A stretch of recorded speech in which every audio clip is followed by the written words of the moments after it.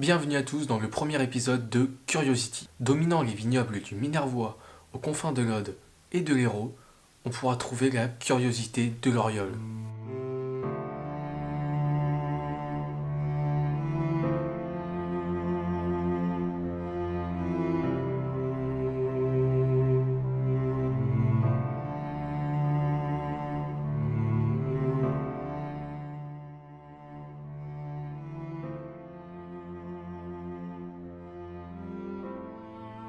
Elle a été découverte par un petit habitant d'un petit village nommé Fouzan, il y a quelques décennies.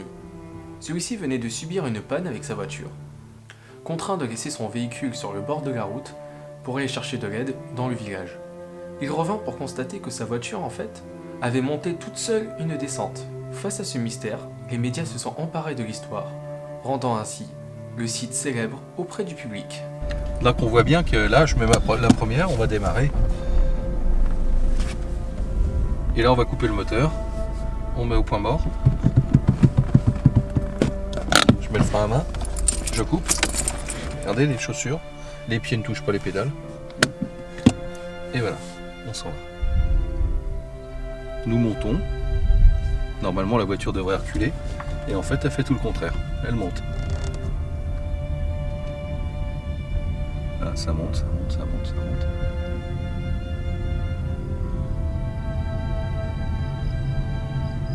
Et on prend de la vitesse. Et pourtant, nous montons toujours. Regardez, il n'y a pas de triche. On monte toujours.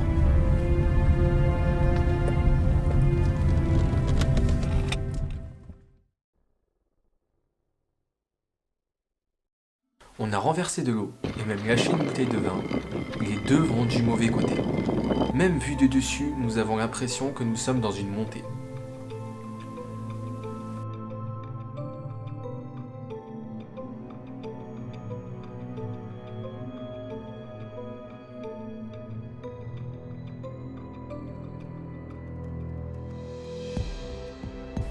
Mais sur ces images, nous pouvons confirmer clairement que la route est bien une descente, grâce au niveau à bulles, mais aussi au poteau qui est bel et bien droit lui aussi. Et donc, placé sur la route, nous le voyons de travers, ce qui montre que la route est en fait une descente. Mais déjà, il faut savoir que ces phénomènes de montée qui descendent sont décrits dans la plupart du monde. Certains ont avancé des phénomènes paranormaux surprenants comme des failles de gravitation ou encore des champs magnétiques. Mais ce n'est pas exactement ça. Pour les plus cartésiens d'entre nous, il s'agirait plutôt, d'après des expériences scientifiques, que ce soit simplement une illusion d'optique. Et cette illusion d'optique pourrait s'expliquer grâce à une étude d'un ophtalmologue qui s'appelle Aldebert Hamès. En fait, cette expérience s'appelle la chambre d'Hamès. Et c'est un appui précieux pour s'en convaincre. Ça a été basé sur les travaux du scientifique Hermann von Helmholtz, en fin du 19e siècle. Et cet ophtalmo, américain Aldebert Hamès, a donc établi cette brillante démonstration. En fait, la disposition des lieux pourrait tout simplement fausser l'étalonnage visuel et l'interprétation qu'en tire notre cerveau, après le traitement de l'information. Comme nous le montre cette expérience de la chambre d'Hamès.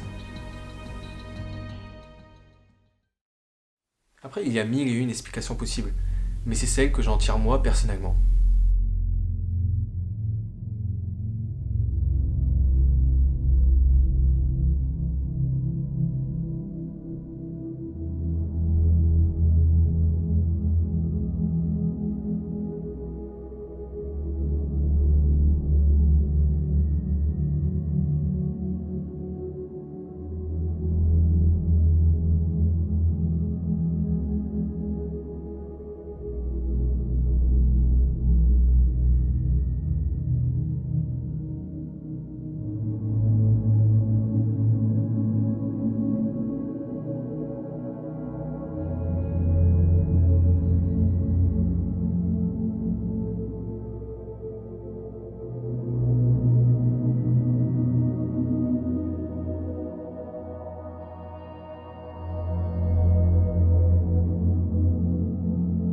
C'est un prétexte suffisamment ludique pour découvrir cette très belle région viticole.